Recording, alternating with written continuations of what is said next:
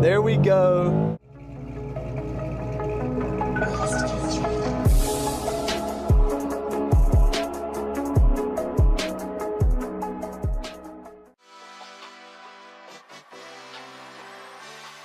Got the 2021 on the rack. There's a good reason for that. As you all know, I took it to the track last time and I was not super impressed with the car.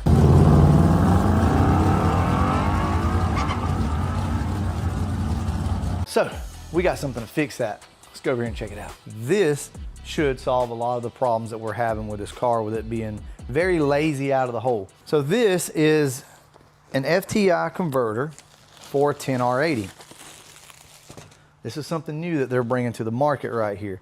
So this is a 2800 stall, and we're gonna knock this thing out here pretty quick today, hopefully. So it shouldn't take too long to get this done. It's gonna be a lot of nuts and bolts in the process, but with that being said, we should be able to knock this thing out. So what will be the reason for wanting to put one of these converters in your car? Well, if it's a little lazy out of the hole, you know, you're trying to milk every little bit you can out of the 60 foot, the 1/8 mile, a quarter, whatever, a converter like this is going to be great. I highly suggest, if you don't know what you're getting into, call FTI, talk to them and say, hey, this is, you know, this is what I plan on doing with my car.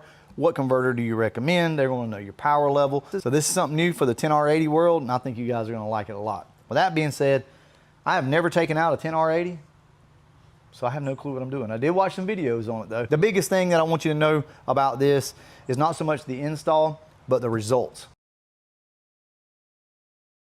First things first,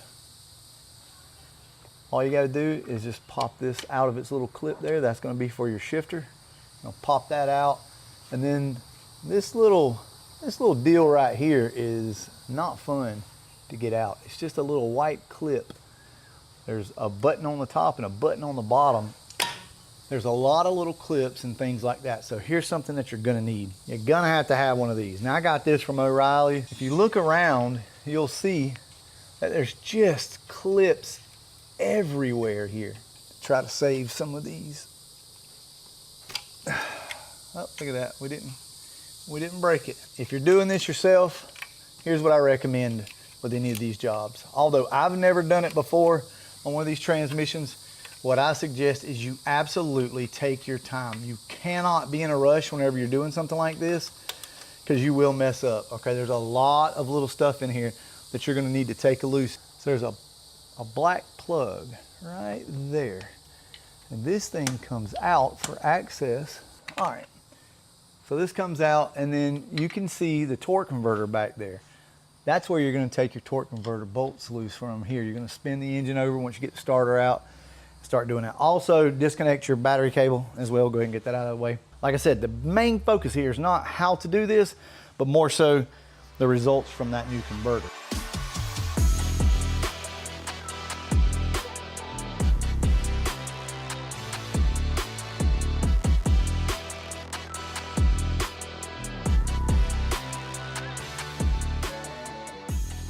Everything on these cars has been Loctited, which is awesome that Ford did that, but wow, does it make it like this hard to get off.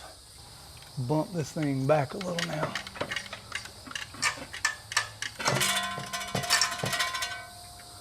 That exhaust is, I mean, right in the freaking way. I mean, it's barely past this. I could probably push it back up a little, but look at that. Jesus. All right, well, I'm gonna go ahead and try to remove this exhaust. Those nuts on that exhaust flange are extremely tight. I mean, as you can see, I went ahead and removed this cat over here. We don't want to let it down too quick because there's just all sorts of little clips and stuff in here that have to be taken out or you're going to break something. So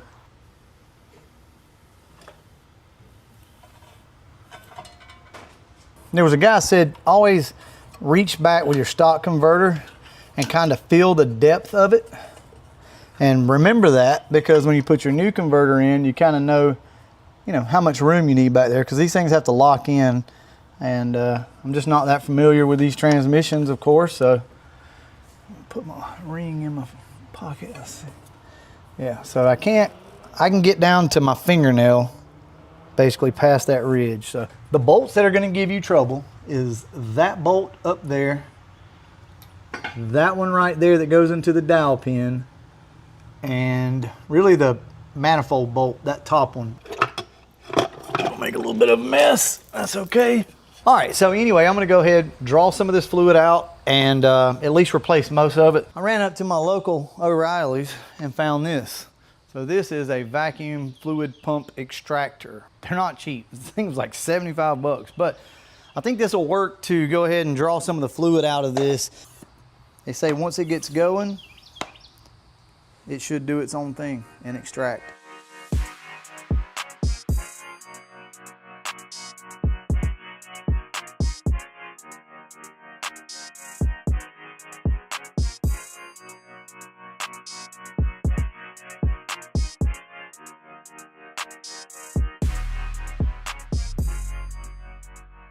I think that's a good enough flush, if you will, whatever you want to call it. So what we're going to do is go in, and if you guys don't know, this is what the transmission fluid should look like, but it's not going to look like this after pretty much any driving that you do. It doesn't take long before it starts to kind of darken up a little bit. I think the fluid that was in it was just fine, but err on the side of caution. These transmissions are not cheap. So here's what we're going to do. We're going to put 6 quarts, because that's what this thing holds, first. We're going to fill the transmission up with that, and then we're going to come back in, put another 2 quarts, fill it back up. You know what burning transmission fluid smells like? Celery. It's a fact. There is a little marker over here on the side, and exactly 6 quarts. Look at that. We got 2 quarts left. We pulled out 8. Need to put the cap back on this thing before we make an absolute mess, or at least I hope. I don't even know if it'll fit in there. It doesn't really fit, but it's going. This is the Motorcraft ULV stuff. Bloop, bloop. So this is 6 quarts. Fresh transmission fluid.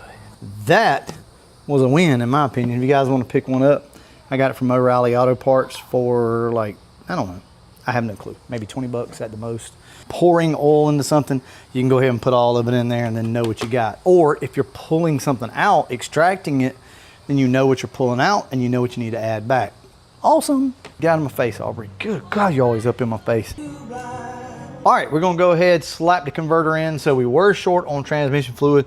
Berger's gonna go by, pick that up for us. But we do have 1 quart in the converter, which is all I'm gonna put it in anyway. We're gonna go ahead and lock this thing in. This is, I think I told you guys, this is like a 3200 stall, something like that. And we're probably gonna leak a little bit of fluid, I'm sure, but maybe not too bad. So these things lock in. You have to push and spin. There we go. Very, very nice. And that's it. So we're just waiting on transmission fluid at this point. This should go back pretty easily. We will see.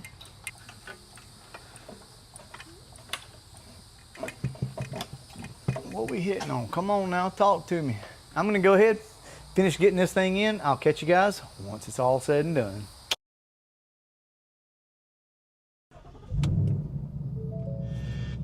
This is the first, well, I did start it up to check the transmission fluid level. With that being said, let's go ahead and go for our first drive. This is gonna be anywhere from 3,200 to 3,500. It depends on the weight of the car, the horsepower, the torque, the rear gear, the size of the tires. Everything really kind of dictates what your converter stall is gonna do.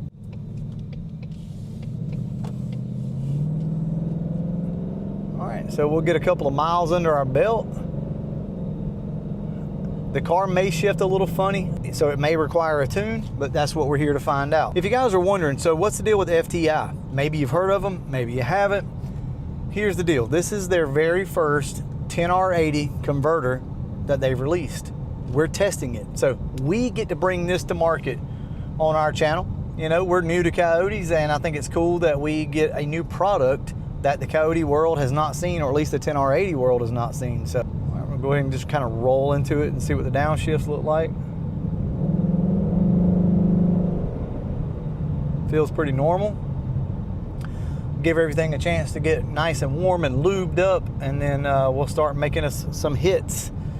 I will go ahead and switch it over to drag mode, because I have run sometimes on the car with the factory built-in drag stuff. So we're going to test that and see. I'll take a couple of pictures for you guys to show you what it ran before and then what it ran after. Then we're going to take it to the track to get a true time, a true test, if you will. So we're going to leave this thing in drive. I know it's not going to run as fast as time, but that's the way that I've been running it, okay?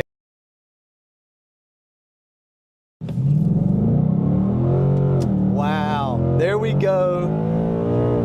There we go. Yes, sir. We dropped 3 freaking tenths in the road. We just went an 8.5, and the last couple times I tested it was an 8.8. That's 3 freaking tenths of a second difference, y'all, on the first try. And as you could hear, it tried to spin when we left. There we go.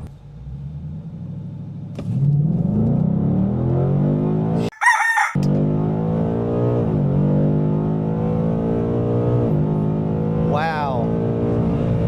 8.3. 8 freaking 3 in the road, y'all. That's 5 tenths faster in the road. Holy. Yep. Yep. That's a freaking win right there. All right, well, here's what I'll say as of right now.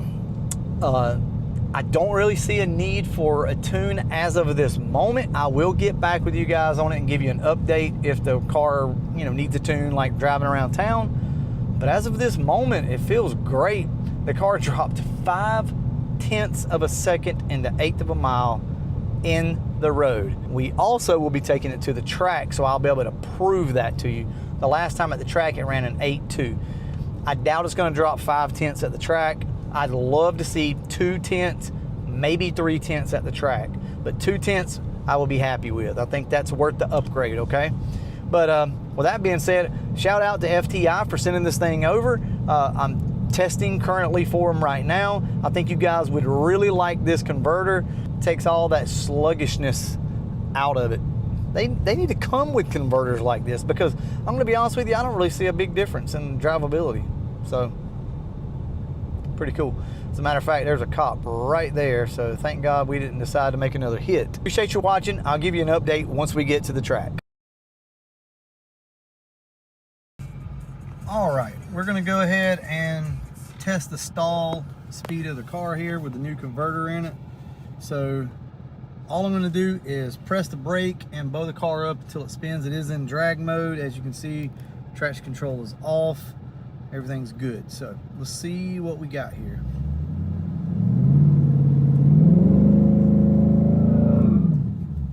So it looks like we can foot brake it to about 3. Let's see.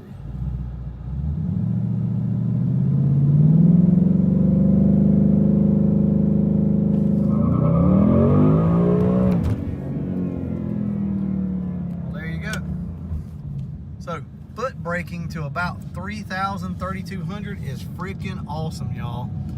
So this thing's gonna flash to probably 3,500. As you can see, no lights on the dash. These are all just everything that I've turned off. So just letting you guys know, no problems so far. The car drives like stock. So we are at North Florida Motorsport Park. And they're running a race tonight, but we're not involved in that. Obviously, we're just testing the tune. We got Papa T here with the 65. He drove all the way down here, about an hour. Well, really, right at about 2 hours for you, ultimately from my house. Memphis is with us. We're just gonna make probably 3 passes tonight, something like that, and see what this car does. Now, I know a lot of you guys who drag race all the time, you're gonna say, yeah, this is a different track. You're running at night now. I know that, I get it, guys. But here's what I will tell you, and you've seen it for a fact. I ran in the road on this thing and it went 888, and then I go back, I put the converter in it and it literally went 830s. Probably not gonna get much footage on the outside of the car. It'll just be me inside, but the biggest thing you wanna know about is this converter worth it? And I'm gonna let you guys know that.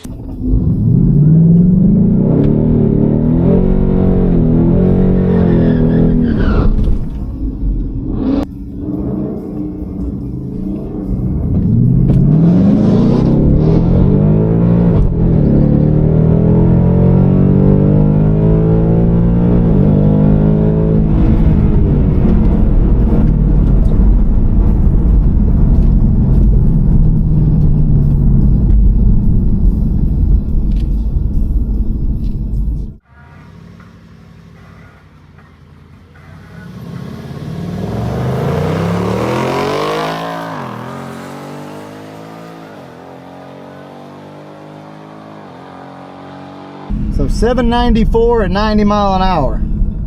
60 foot improved drastically to a 186 60 foot. Try it again in a minute.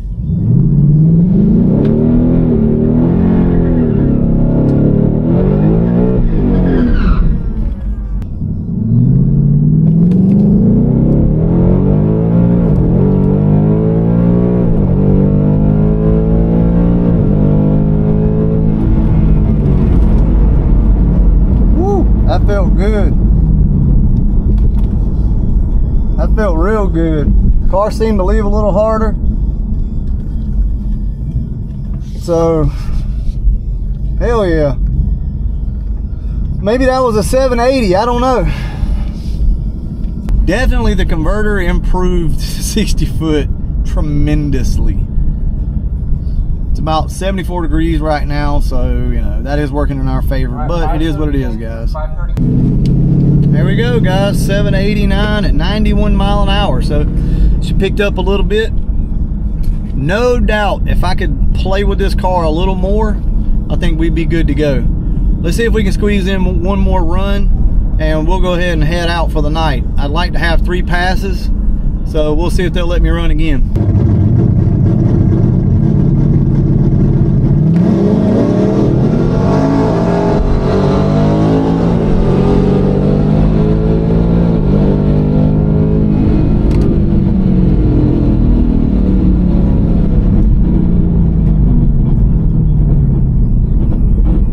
4 hours, I think it was, for 3 runs.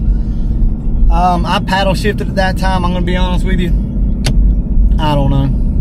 So we'll look at the ticket and then we're gonna wrap this up. We'll go home and we'll talk about everything, okay? All right, guys, that didn't work out as good, but that was a 791. So pretty consistent 790, high 780. I'm good with that. I think once we learn the car a little bit better and learn how to leave on it, we're gonna be good to go. So I'm happy with that. Once again, we got our ticket swapped up, so I had to go correct that. Anyway, with that being said, we're gonna go ahead and wrap it up. We'll see y'all at the house.